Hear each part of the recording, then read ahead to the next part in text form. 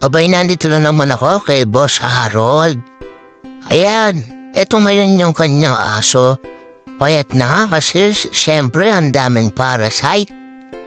Ayan, kinakausap ko nga siya na kailangan mamatay na yung mga parasite. Ayan, tinuturo ko. Bali, ito nga yung sitwasyon ng aso ni Boss Harold. Ayan, may garapata. Meron pang mga kuto. Madami siyang kuto eh.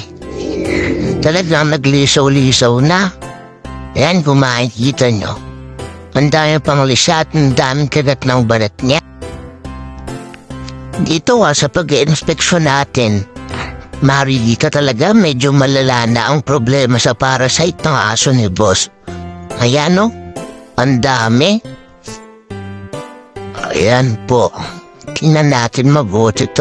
Ayan, nakangayayat talaga yung aso ni Boss Harold. Tapos tingnan niya to sa bandang puwitan niya.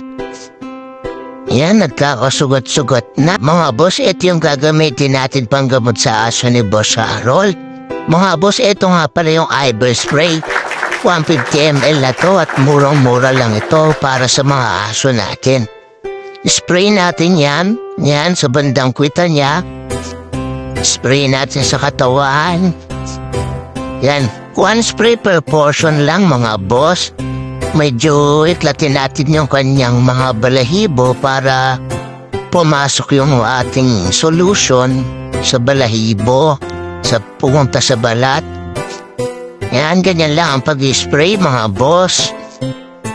Mga boss, 24 hours nga lang para laglag na yung mga kuto na yon. At kung mains naman, 1 to 2 treatment lang, magaling na yung mains niyan. Ayan, pati karapatan yan at mga ear mites mga boss. Laglag yan within 24 hours. After 1 week na mga boss, babalikan natin to.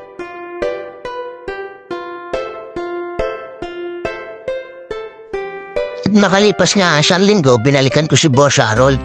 Ayan, tingnan natin yung aso ni Boss Harold. Lapit mo yung camera. Ayan. Wow. Tingnan natin.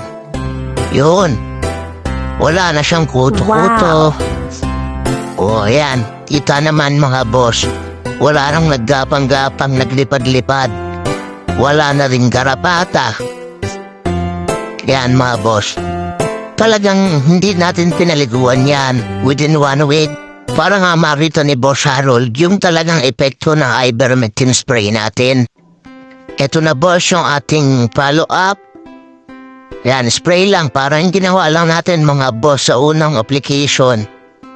Ayan, pati sa ulo. Okay lang yan mga boss kahit madilaan ang aso natin yan.